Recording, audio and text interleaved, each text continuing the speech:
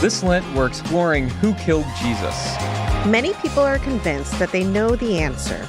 But we've gathered 16 suspects as we retrace the events of Holy Week in this special 6-week podcast. With your help, we'll discover who really killed Jesus.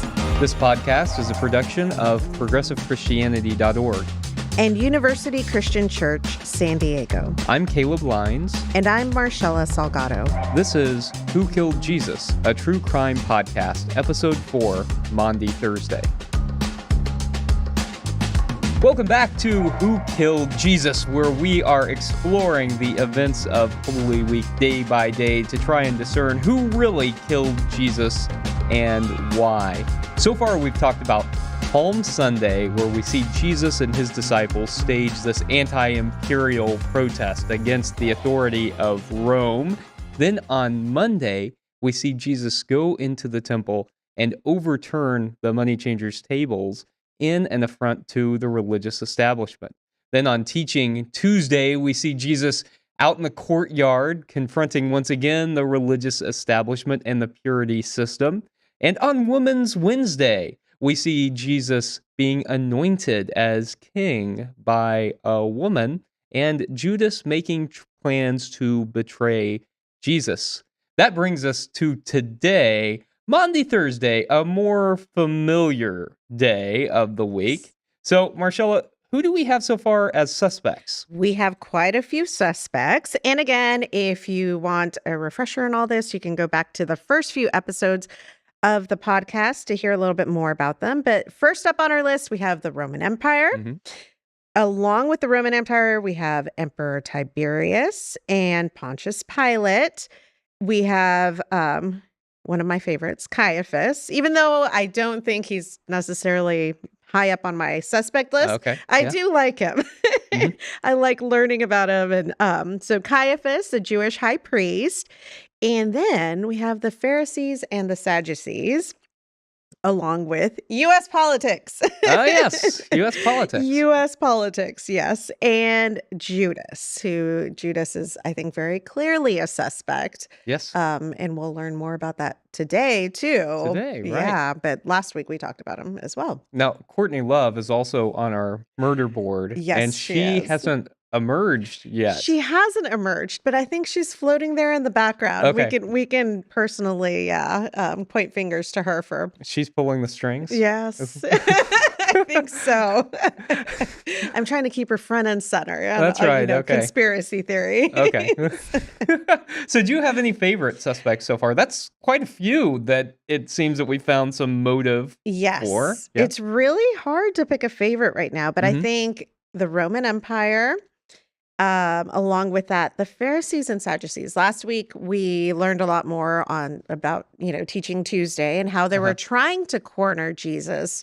Yeah. And I think specifically so that they would have reason to arrest him. Yeah. So they're very high on my suspect list. And they're not a favorite suspect in the sense that I like them, but they're favorites in pointing fingers. And pointing fingers? Yeah. You know, I think I'm still in the place where I'm seeing multiple angles here with different people working together. But one of my favorites, I think, is the parallels to U.S. politics and the way that we see political leaders acting today versus the way we saw political leaders acting in Jesus's time, and people's own self-interest and thirst for power and greed and all of that, and how that is both like a political thing and a religious thing, as much as we don't want that to be a part of the religious system that it is, and that people want to hang on to power there as well.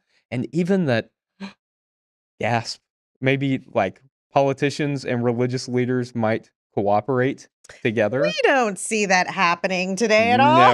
Never. And certainly not past the 1970s with the rise of the religious right. Nothing like that has happened not at in all. the United States. That is very scary, though, that there are parallels 2,000 something years later. Yeah. I mean, yes, very clearly that we can see religious leaders and political leaders cooperating together in real and concrete ways. Yeah. So I I'm agree. curious, who do you think is going to emerge today as a favorite suspect? Well, Maundy Thursday, which Hmm. is far more familiar than like what happened Monday through Wednesday. Right? That's the day we agreed that sometimes we step back into the church if we were observing Yes, Holy Week. We'd come back exactly. in on Maundy, Thursday. Yeah. Yep.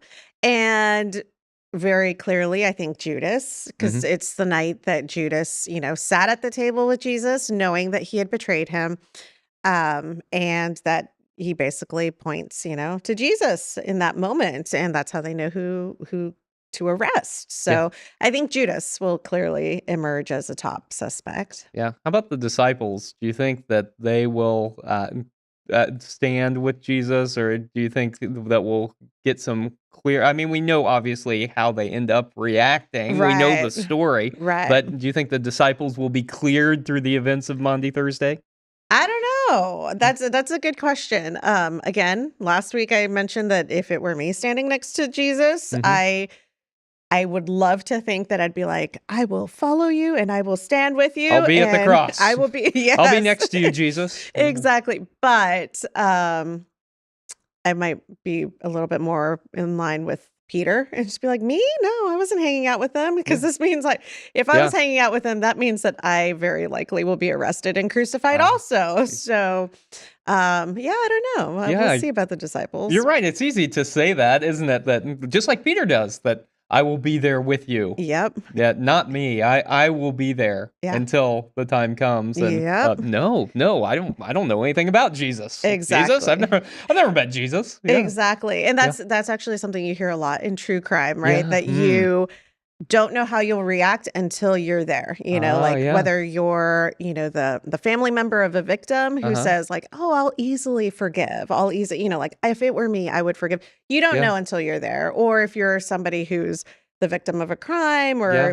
or somebody who happened to be present in the moment, Mm, how would you react? You really don't know until you're there. But I yes. can tell you, I love to think I'm radical Yeah.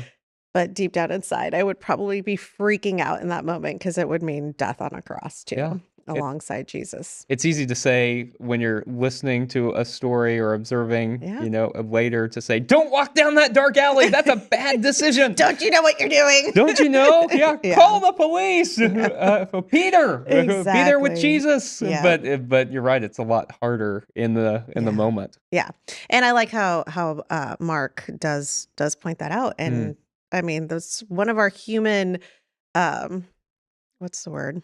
It's one of our weaknesses mm, as humans. So yeah. yeah. Okay. Well, that's a good setup, I think, for what we're going to see in Maundy, Thursday. Let's take a quick break, and let's come back, and we'll get into the events of Maundy, Thursday.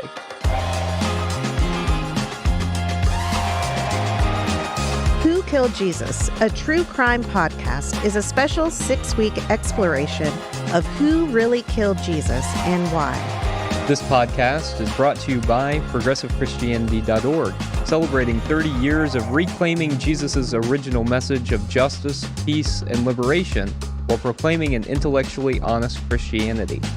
And University Christian Church, San Diego, an authentic, inclusive, and progressive congregation in the heart of San Diego's Hillcrest neighborhood that declares God's love for all people.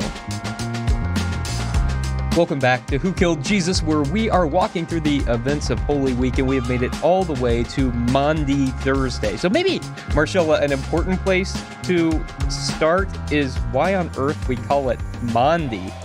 Yes, I had no idea. And I'm Yeah, pretty sure I never learned it in Sunday school. I never learned it in youth group. yeah, I don't know if somebody preached it at some point, but yeah. I was surprised to finally learn what Maundy means. Please remind us because now, now I can't remember it. Okay, so growing up, I thought people were saying Monday, Thursday. Oh, that's cute. Like it's Monday, Thursday. And I thought, well, why did something happen on Monday and Thursday? Right. Why is it Monday, Thursday?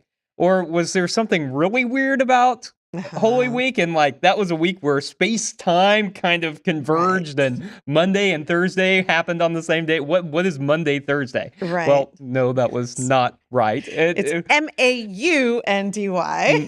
And I guess that's not a word we use No. real often, and that's because it's from the Latin word for mandate.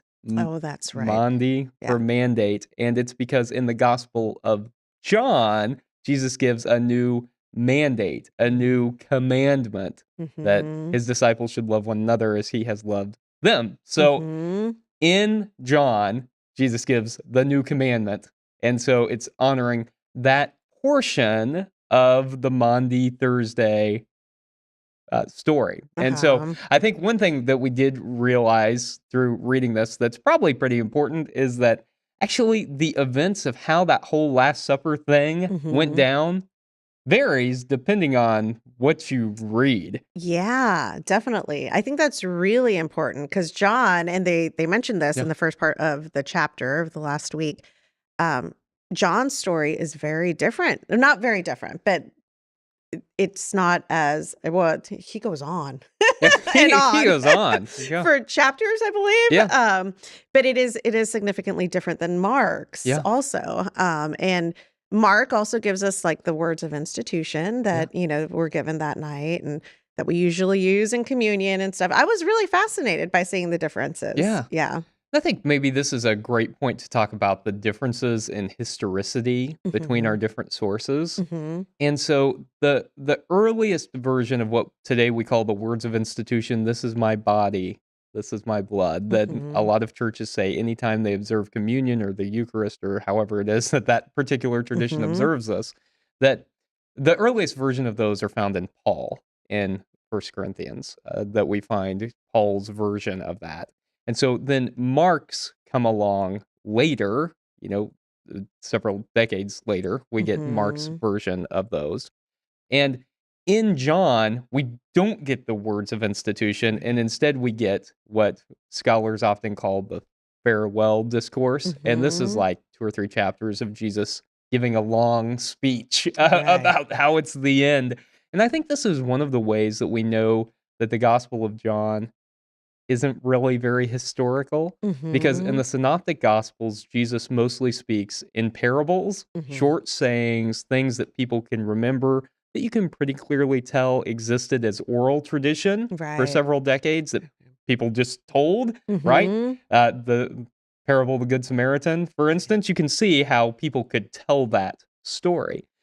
Whereas when we get Jesus talking in long, flowing, eloquent speeches, that's not probably something Right. that people remembered Right. real well. I think we can pretty safely assume that that's the creation of the gospel writer, in this case, Mhm. in John. Okay. And so I think that the farewell discourse, pretty as it is, Mhm. probably doesn't actually trace back to Right. Jesus. Right. And s Okay. and so but we do get the words of institution in Mark, Mhm. and I think that's probably, right. And Mhm. the other thing that Mark tells us is that we actually have this Last Supper representing 2 different things. Mhm. And in Mark, it's a Passover meal, Right. and in John, it's actually not a Passover Mhm. meal. It happens Right. before Passover. I did not know that actually. I really appreciated learning that also because that also changes the meaning Mhm. of the evening and what was actually happening at that table and Yeah. at that dinner also. So I was pretty fascinated by that statement that they're very different. Yeah, very different because in the Mark and the Synoptic Gospels, so Mark, Mhm. Matthew, Luke, we find Jesus's Last Supper as a Passover meal, Mhm. as like instituting a new Passover that we can talk about in just a minute.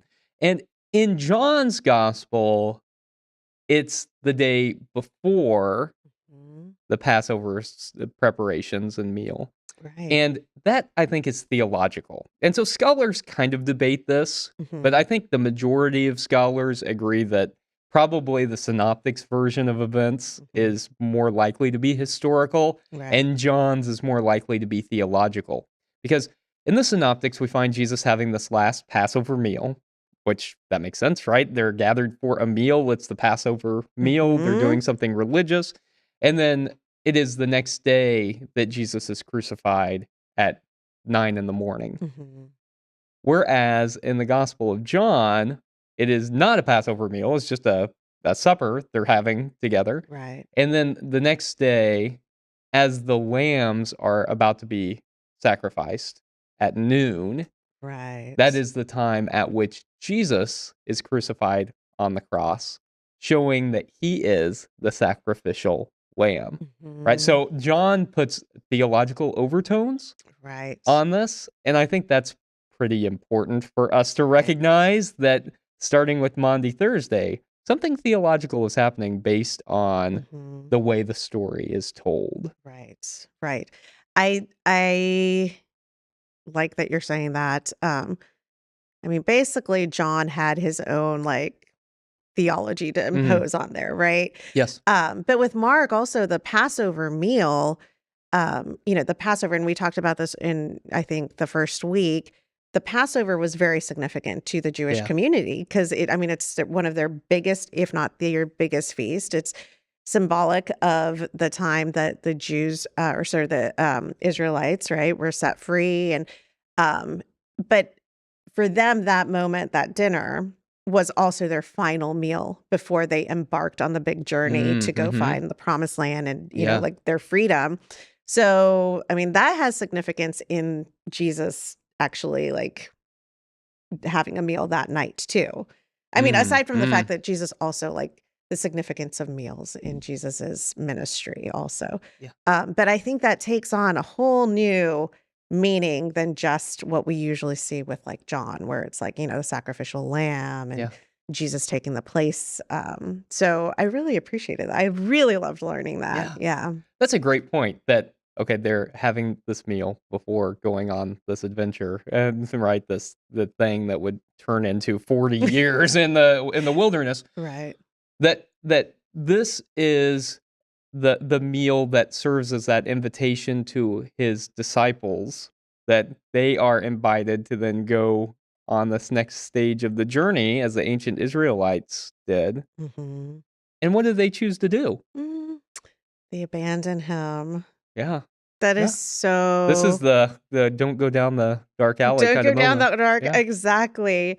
Yeah, they abandon him.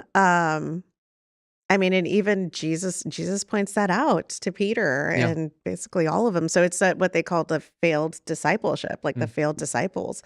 And that's we don't talk about that enough either. I mean, we talk about Peter yeah, denying him, before the yeah. So Peter denying him. We talk about Judas. yeah, But when you're talking about all the disciples, they all abandoned him. Not yeah, one of them stayed with him. yeah. That's sad. It is sad, and but also understandable. No, totally understandable. And I I think, told you I would probably be the first to be like, "I'm so sorry. I love you, but I am scared." I mean, obviously there would be fear yeah, there, like he was saying some pretty radical things. yeah, They all knew at this point that he was going to be cornered. He yeah. was in trouble. Um, yeah, so fear is natural. Fear is natural. I think one of the things that I appreciate about the Gospel of Mark is that we do find ultimately, though, that people are drawn back into right relationship, and that's Mhm. that's the goal, is that people then, should they come back, find a God who always forgives and always, Right. wants to welcome people back into the fold. And so I Mhm. think that the other thing we discover is that, like, ultimately, looking beyond these stories, that they do end up following Jesus in a different way, right? Like, Right. all of these disciples are, at least, theologically, historically, martyred, and Mhm. so that they Right. do end up dying for their faith Mhm. because they end up following Jesus during times of persecution, Right. and that becomes the Christian story for the first 3 centuries Right. on and off Yeah, of Christian history. definitely. So Yeah. I think that the meal is significant, and the fact that we get Jesus using this story to invite them on the journey, Mhm. and then them Yeah. deciding, at least initially, not to join him on that, is important, Right. and the language he Hmm. uses about body and blood. Right. And how did that strike you, the separation of body and blood? So that's something that theologically I really dealt with and Mm, struggled with when I was, trying to figure out exactly mhm, what I believe. Because what does it mean? Like, this is my body, this is my blood, it depends on what faith you grew up in or yeah, what tradition you grew up in. Some people literally think that it's like, Jesus's body and blood. And mhm, um so I really appreciated how they explain that a little bit more, like when they talk about like broken and um yeah. I would like for you to explain it a little bit more. You explained so well, Caleb. I really Well, I think it's significant that, like, that one of the things that we sometimes forget about is that this is, um this is something very significant, right? That Mhm. they're and that they are Jesus is put to death by empire, and that it is something that is, an act that is committed because of Jesus's belief, and so the violent death that, Jesus is referencing here, I think is significant, body and blood, not body and spirit, but my Mm. body is being separated from my blood because Mhm. I've been killed by empire. Mm. And I think that's one of the things that we're finding here is Mhm. that we're not finding like a divine foreknowledge of what's going to happen, which a lot of Right. people think. Right. Like Jesus is prophesying his own death. He knew it was coming. He Well, knew it was coming because of what I mean, it was intentional. It yeah. was intentional, like, and I think we see that starting on Yeah. Palm Sunday when he Yeah. walks in and he Mm, opposes the mhm. parade on the other side, when he's challenging, in the temple Yeah. when on Teaching Tuesday, Mm, and he doesn't step into their traps, but yeah. he knows they're trying to set I mean, it's all intentional, right? Yeah. Yeah, and I mean, by that point, it had to be pretty clear. I mean, you spend a whole Mhm. week confronting people in authority who have a habit of killing people who disagree Right? with them. I Exactly. mean, it's probably pretty close, Yeah. or pretty evident what's going to happen. You can probably feel the noose kind of tightening there, Mhm. and so I think that that's what we find on Maundy Thursday is Jesus inviting the disciples to participate, him giving them ways to remember him when he's gone as I think realizes that Yeah. here's what's coming. Yeah. And so in Mark, we also find Judas there the whole time. And Mhm. so in the last week, Morgan Crossan point out that in the Gospel of John, we find Judas in this dramatic scene, leaving in the midst of the farewell discourse. But Right. in Mark, Judas is there the whole time and then theoretically goes Mhm. to tell the temple authorities after the Mhm. meal because the meal has been planned in secret so that it Right. could happen. I loved Yeah. learning that, Mm, like he asked two of his disciples the same way that he did on Palm Sunday to carefully go find this mm, person mhm. and so that he can prepare the room and that they can get that all set up. But he doesn't want Judas to know. He Yeah. does it very quietly, Yeah. intentionally, because this meal is so important and this Mm, time with his disciples is mm. so important. He doesn't want that to be the place where they find and arrest him. So Yeah. it's all very secretive. I Yes. I loved learning that. Yeah, and, before we leave the meal, another thing I think that's really important is that it was like a real meal that they were Mhm. having, and that for the first part of Christian history, Mhm. the Eucharist, the communion meal, didn't really exist as such, but it was really Mm. just a meal that Actual people were meal. having. The whole Yeah. talking about Jesus thing happened around meals. And that's, I think, Mhm. in part because meals were so essential to who Jesus was that Right. we find him, especially in the Gospel of Mark, gathering people around meals, often in scandalous ways, inviting people that he wasn't supposed to be around, who were ritually impure, who people looked down upon, to Right. sit at the table as equals, I think was Mhm. significant.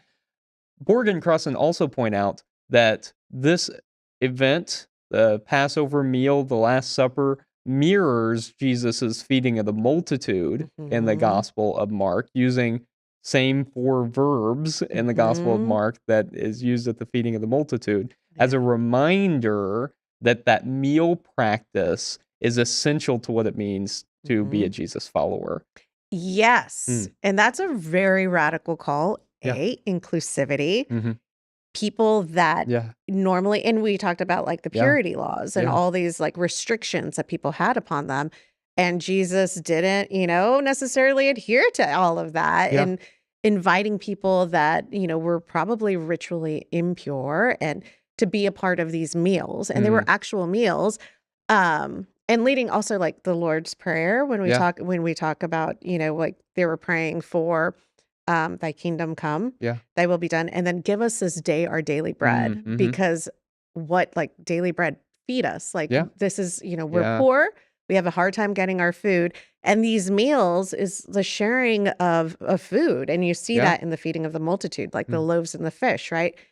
Most likely, there weren't just 2 loaves and 2 a yeah. couple of fish. Um, it was a sharing of resources. Yeah. Anybody who brought food, let's Yeah. share. Yeah. And that's a pretty radical call on us if we're gonna Yeah. follow Jesus, because then that means we have to share our resources too. Yeah. That sounds very socialist. Oh, Jesus a socialist. Yeah, I mean, it's almost like they had all things in common. I think I've read that in the Bible as well. I think that it's so significant to the way we think about this when we practice communion or whatever it is we call Mhm. in our various traditions, that it's not really something magical or salvific that's happening there, at least not in the taking of the elements, but the Mhm. salvific piece comes in the practice Yeah. of sharing and Mhm. of changing the world to be more like what Jesus wanted it to be. So I mean, those meals were all about barrier breaking, boundary Right. breaking. And so I think that's what we get in the invitation in Mhm. this Passover meal is to continue those kinds of meals. And so we find Judas then leaving, betraying Jesus, Mhm. and and then Jesus goes to the garden of Gethsemane and he prays, Mhm.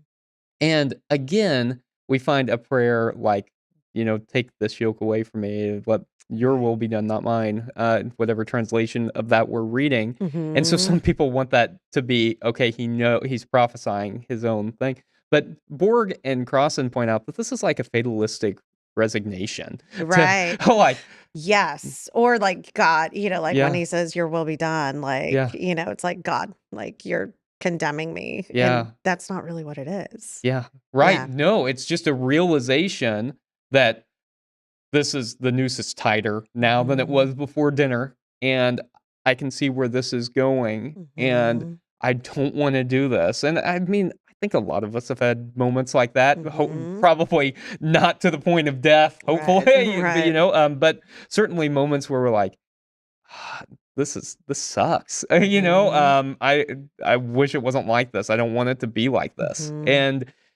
And even moments perhaps in prayer of saying, "Why? Why? Mhm. Why is this like this?" And so I think Yeah. this is a very human moment that we can relate to Mhm. in a very powerful way that is maybe better than it is if we take it as some kind of divine foreknowledge. And Mhm. then we see the temple guards coming Yes. up. Yeah. Yep, and I think growing up, I had a misunderstanding of who actually came Yeah, to arrest him. I thought it was, like, the same people that had been in the temple with yeah, him, that trying to, back him into a corner, but it's not, it's temple guards. yeah, So, at that moment, Judas has to point out who Jesus is, and that yeah, part never made sense to me. I'm like, yeah, if they know who Jesus is, why would he have to say, like, "It's the one I yeah, kiss?" Like, they know who he is. yeah, But apparently it was the temple guards that came to arrest him, so Jesus had yeah, to show them, and that's how he yeah, did it. And that kiss too, like, we yeah, talk about that kiss in, yeah, like, or you hear it yeah, again in movies or yeah. The in Judas Sunday school, kiss, yeah, the yes. Judas kiss. And like, one thing I always find myself questioning is, like, what would that mean? Yeah, Like, was it regret? But, like, I feel like Judas, and this is could be my own yeah, interpretation, Judas is doing this out of fear. yeah, Like, I don't wanna be yeah, condemned, I don't wanna be arrested. I'm gonna turn him in so that the yeah, rest of us possibly don't get in trouble, and that kiss is like, "I am so sorry, I love you to yeah, pieces, but I'm Yeah. here. Like, I don't Yeah. know, but Yeah. it's a very powerful moment for sure. Oh, that's really interesting because I've always been like, well, why didn't you just point to him? Or like the dude over there praying, why'd you have to go kiss him? And you're right, it's deeply personal and a deeply personal sign of some sort of betrayal and whatever Mhm. the motivation was. And then Mark points out, or Mark Borg and Crossan point out that Mark then erases Judas from the story. We don't Right. know what happens to Right. Judas. So in Matthew, he hangs himself, and in Mhm. Luke, he like falls over and his entrails fall out. Oh, yeah, in the middle of the Yeah, field. in Yeah. Acts, the author of Luke, in the book of Acts, and so, but we don't really get an answer Right. for what happens to Judas, and I think that's really interesting that Judas just disappears into Mhm. history in Yeah. the Gospel of Mark, Right. and I don't know if that's more satisfying or less satisfying. I think the reason we get an answer in other places is because we want to see some kind of consequence for Right. Judas, but as far as we know, Judas could have gone right on back to his life and lived out his days Mhm. at happy, perhaps wealthy if he really got money for Right. betraying Jesus, and Right. we don't know. We don't. Yeah. We don't know. And then the guards take him back to the Sanhedrin, which is Mhm. one of our suspects. And Borg and Crossan point out that, was it really a Sanhedrin like we knew in later centuries? Well, maybe, maybe not. But whatever Right. it is, the council, the Sanhedrin, again, not of the Jews or Jewish Mhm. people generally, but of the temple authorities. Right. We get this group of decision makers about the from the temple authorities, the Sanhedrin, that then begin the trial of Jesus that we learn more about on Good Friday. And I think it is important to say too, as we have before, that had the Sanhedrin actually convicted Jesus, which Mhm. they could have done, I mean, we've talked about all of the things that Jesus did against the religious Right. establishment. They had plenty of grounds to do something. Mhm. That if they had committed him to death, it would have been death by stoning and not by Mhm. crucifixion. So I think that that's an important point as we're looking at our Right. suspect list, is that it wasn't them who actually condemned Jesus to death, because it Right. wasn't death by stoning. So maybe this is a good place Right. to start transitioning and looking towards Good Friday. So, Mhm. Marcella, do you want to talk a little bit about who our suspects from today are and how that might lead into Good Friday? Yes. Well, sadly, the disciples, Mhm. we see also in this chapter that Peter denies him. The Yeah. rest of the disciples just kind of float off and Yeah. kind of hide behind other people, or who knows. Um, Judas, of course, Yeah. today there was a very heavy emphasis on Judas, what he did and betraying and actually pointing him out there Yeah. in the garden. And yeah, the Sanhedrin and the council, which I love how the book digs a little bit deeper into, there wasn't quite enough there for them to condemn him. Yeah. And I think that's a very Mm. interesting point about he would have been stoned had they been the ones to condemn him. Yeah. Yeah, so that takes a shift, right? Yeah. Like, all of a sudden, it's like, "Well, you go off over here now, and, they can take care of you." That's right. That's right. And I think that's going to be a really important thing to talk about next week when we get Mhm. into what that trial actually might have looked like, what Jesus's death might have actually looked like. So, Mm. next week we'll talk about Good Friday. We hope you can join us then on Who Killed Jesus.